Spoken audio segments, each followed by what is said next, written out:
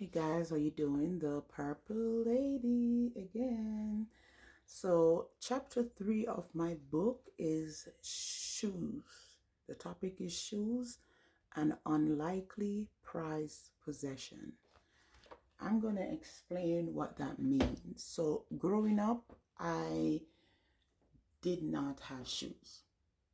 At the orphanage, they could not afford to buy us shoes. So, 11 years of my life, I actually wore bare feet. I was actually bare feet going to school, bare feet going to church, bare feet in the yard, all of that. The crazy thing is, I don't understand how is it that I'm actually blessed with nice feet but I think it's because I use the coconut oil because when I was going to school, I would go to the kitchen and I would pour some coconut oil out and I will actually use the coconut oil to rub my feet. But after, you know, leaving that orphanage, I was in foster care. And for foster care now, this is in Kingston. So, yes, I'm going to start school. So, of course, I can't be barefooted going to school. So, when my foster mother bought me my first pair of shoes, guys, I literally slept with that shoes, hugged that shoes up when I went to bed. And I remember my foster mother said, you know what, you can put the shoes down, but that's why it's called a prized possession to me, because that is what I had. And I felt so blessed. I felt so happy to finally have shoes. And I remember when I was going to school, like I would just I would just keep my head down at all times. I'm looking at my shoes at all times because I was so happy and grateful for the shoes. It's like if there's a little dust on the shoes, I will dust the shoes off because I was just so grateful and I was so happy for that shoes. You have no idea. And I know it's because of my past that allows me to be so grateful and thankful. And I appreciate every single thing in my life.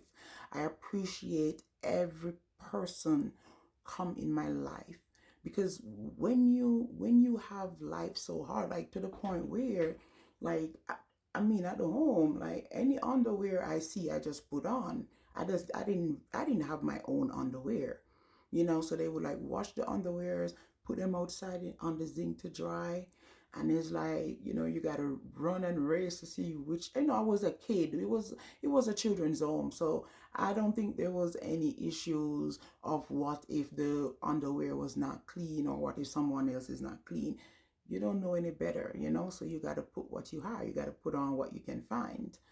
And so I have to give God thanks because when I look back on my life now and where I'm at in my life now, it is amazing. It's amazing how God is good and God is a good God, people. When I tell you, remember, whew, time I talk about this, I get so emotional because God God is real, people.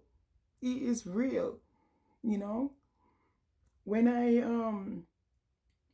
sometimes I didn't have food to eat. Like I remember they couldn't afford to give us like like a healthy three-course meal, at the home. I remember going to school, like kids was having break and lunch and they had a little snack. I remember me outside picking up snack off the floor, off the ground in the schoolyard and eating off the ground. And I never knew I would be here today. I didn't know that God, and I just thank God that God brought me this far from eating off the floor. Like I remember one time I was so hungry, I went down to the garbage dump at the home and I was just going through the garbage dump, and I was trying to see if I can find something to eat, because it's not like at home, they just give you the minimum, and because that is what they could afford. But in between, right now, kids have their little snack in between, or they have fruits in between. I didn't have that. So I would go in the garbage sometimes, and I would just dig through the garbage just to find something to eat when I am hungry. So um when I tell you that God is good and God is able, people, you just have to just keep your faith and just keep pushing and keep going, because it wasn't easy. But you know what? It was all worth it. And I'm happy that I didn't entirely give up, because there are many times I felt like giving up. I'm not gonna lie. But for some reason, it's like I just keep feeling this love and this warmth. And it's like every time I felt like giving up, it's just this peace just comes over me. And I think that's why I did not entirely give up.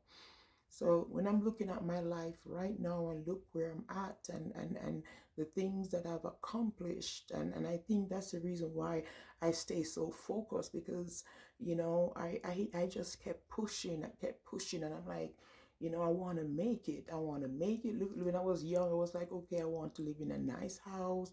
I want to drive a nice car. You just, as a kid, you're telling yourself, or you're telling other kids that. But I never, I'm happy that I'm actually lived through it. I can't believe that I'm able to have my own home. I'm able to have my own car. And I'm like, God, I'm glad I didn't give up. I'm so happy I did not give up, because if I had given up, I would have not experienced the goodness of God. I would have not experienced how good God is. And he is real, people. Everybody has their own religion, everybody has their own person, or whoever they worship. But I worship the Lord. I worship Jesus. I worship God, because I see the goodness of him. And also, I keep saying this quote, like, God help those who help themselves. Why many people, they pray and they just expect to just get something just lay in their lap. No. By pushing, by going, by just living on the straight path, you know, by going back to school, by working hard, by staying out of trouble. All of that, God God helps us, and he is indeed a good God, and I'm so happy and I'm so grateful for him. Okay? Thanks for watching.